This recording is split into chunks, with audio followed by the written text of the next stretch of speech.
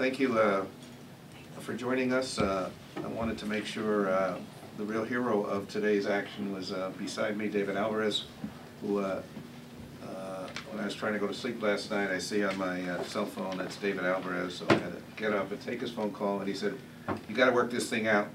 I said, "David, I'm sleeping. No, you got to work this thing out." And we went back and forth last evening, this morning. We drove around the city on our appointments, and he kept going back and forth with Mr. Brown. So thank you, David, for everything that you did. He just would not settle. He would not rest until we came to an agreement. And I'll let him talk in a few minutes. As I was quoted last Tuesday, I said it was a sad day for San Diego because we had such a public spectacle, I guess, of real polarization between people, all of whom love San Diego, all of whom are concerned about San Diego, and yet we were differing in our approaches, and it looked certainly to the public view that we were at each other's throats. So if that was a sad day, this is a good day, because it showed that although we differ in our approach, we did come together around two issues. One, that the tourism is important for our economy, and we ought to have a robust marketing mechanism for that. And second, that the taxpayers ought to be protected in this light of Proposition 26 and the legal cases that are pending against the TMD.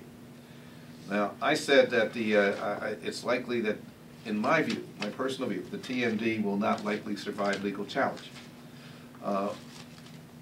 And if, therefore, I and David and Sherry Leitner, Ms. Emerald, and others wanted to make sure that we were more completely protected.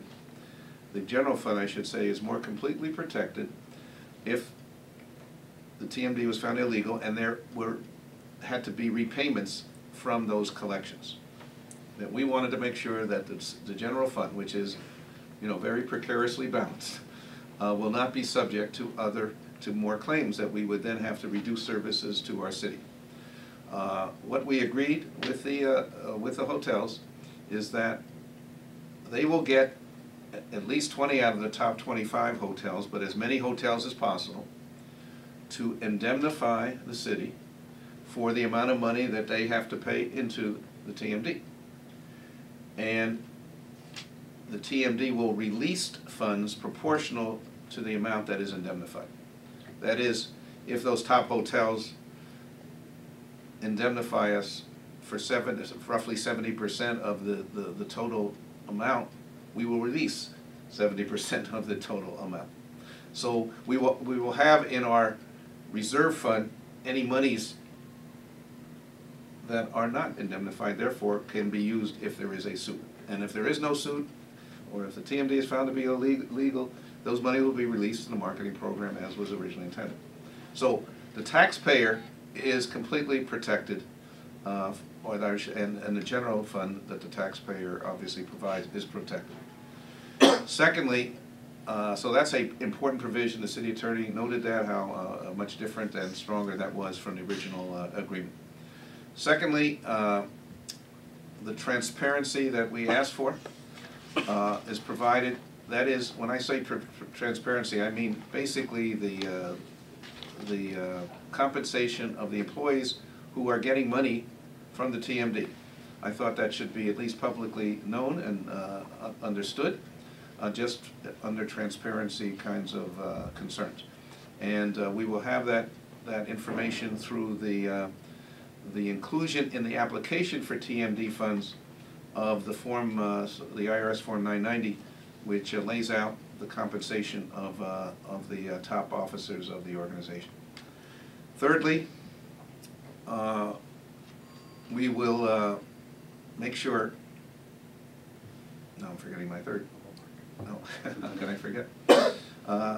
We wanted to identify a top priority of the council and the mayor in upcoming events that will, of course, help market San Diego, and that is the centennial of Balboa Park. We want it to be the most outstanding international event of that year, and we thought that a 10% of the actual TMD would be a reasonable amount to request. Since we thought that was around $30 million, that would be $3 million a year for 2 years leading up to the centennial. But if they happen to have less money or more money, it's 10% of that amount.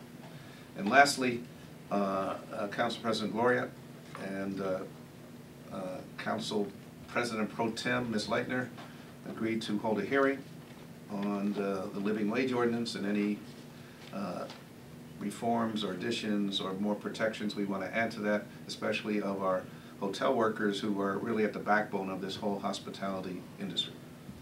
I think that's a good day for San Diego taxpayers. I think that both the transparency and the indemnification are important protections.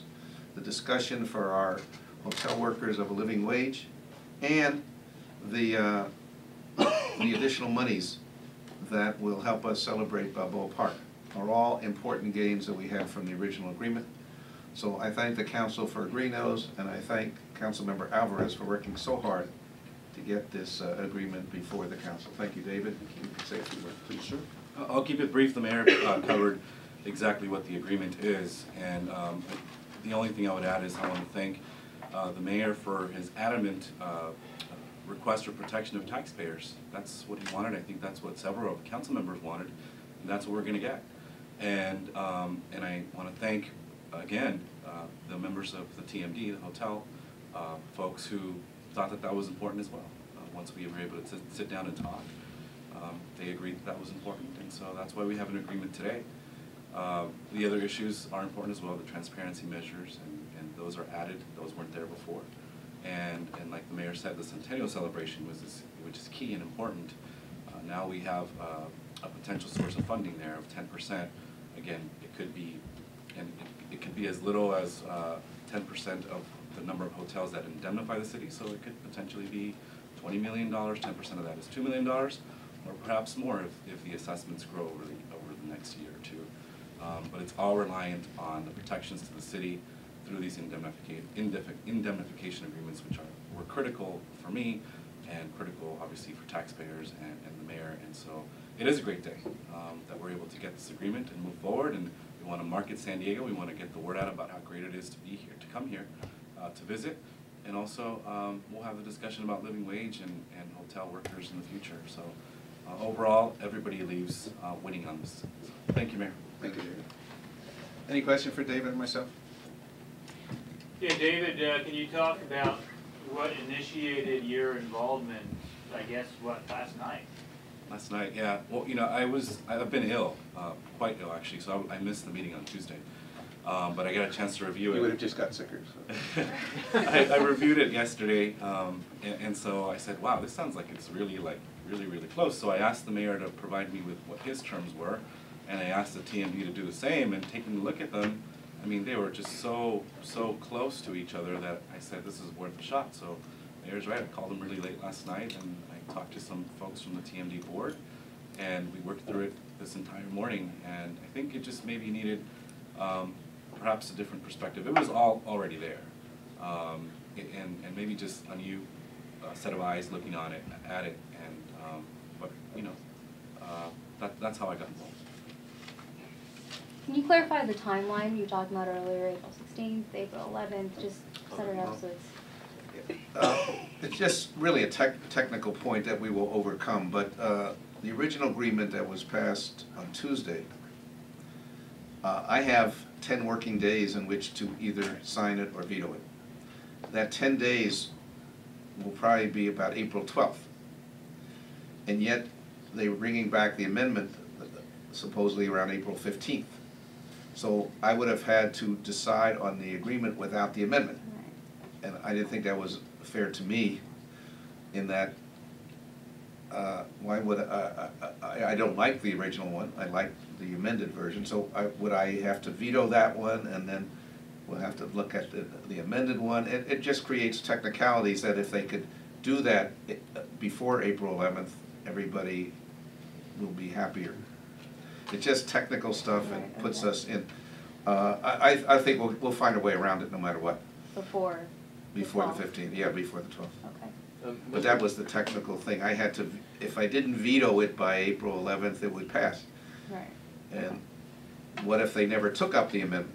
Just, you know. So when are they coming back for the? Well, either we'll do it before on April 11th, or we'll figure out a way how I should deal with the thing that they will agree to, and we'll get them both passed together.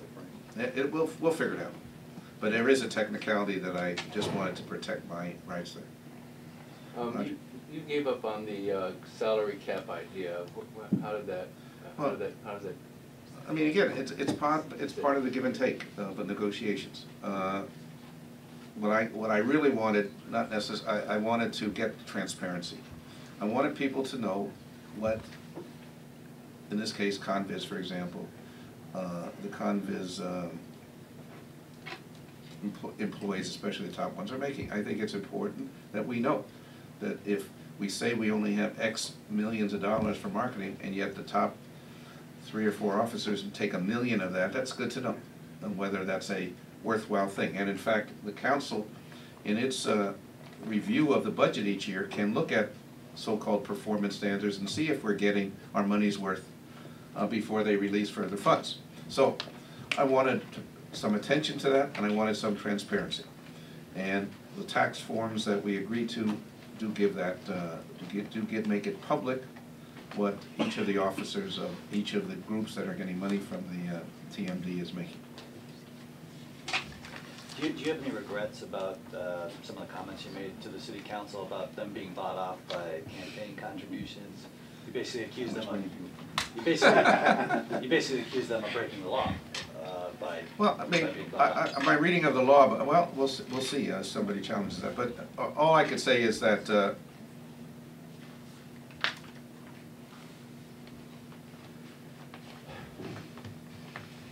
We've come to a good day today. Let's just leave it at that.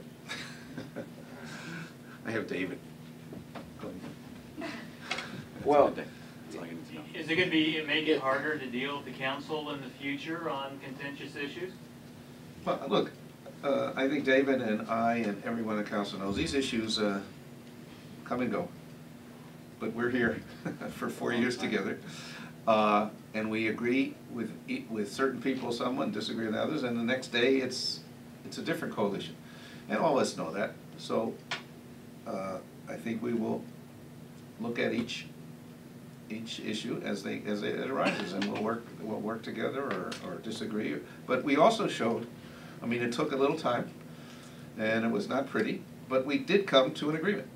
And I think that's the important lesson. That is, if we set our minds to it, and if we have good mediators, like Councilman Alvarez, that we will get there. And I think that's good for the council and the mayor and the council president and the city attorney. We did come together.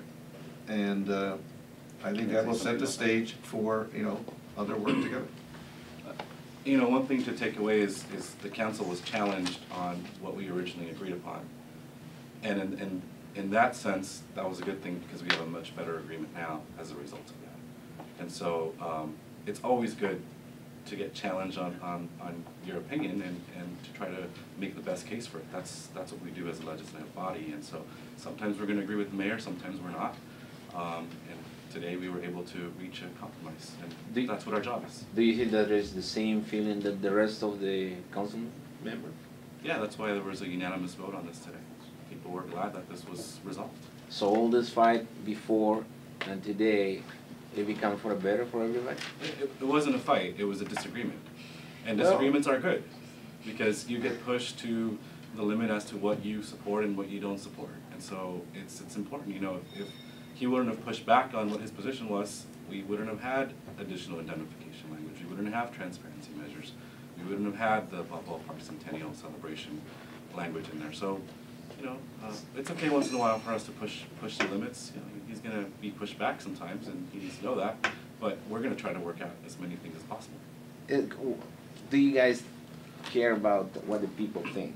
And how's this, if between today and maybe the April 11th, so the people will have a consensus of how really the city of San Diego works within their leaders? Is this No, this is what happens in government. You have disagreements and people go and figure it out. And unfortunately, in the past in this city, it's sort of been few people control everything. And so when the agenda is brought forward, it's like everybody already agrees because it's the same people who are discussing everything, and there's no different thought. It's like everybody just centers around the same thought. For the first 2 years that I was here, I had some concerns with a lot of things that were brought up, and they were never heard. And so sometimes you win and sometimes you lose on some of those. But let me just point out, I did serve in Congress for 20 years and left there because frankly of the dysfunction. That is, as we saw just with the sequester, as we saw with the budget, we saw with the debt limits, nobody comes to any agreement. We came to a conclusion. And we came by unanimous agreement, wasn't even, 60-40 or anything. We came to unanimous agreement that we have a better agreement now than we had 2 days ago. I think that tells the voters that, the democratic process is not always smooth, but if you have faith in the process, and if we all love San Diego, that we can do this. So I think it's good for the public to see that their officials have come to an agreement. And unlike Congress and sometimes Sacramento, there is no agreement. It's just, they just kick the can down the road or this or that, and nothing ever happens. Here, we have made it happen. Thank you all very much.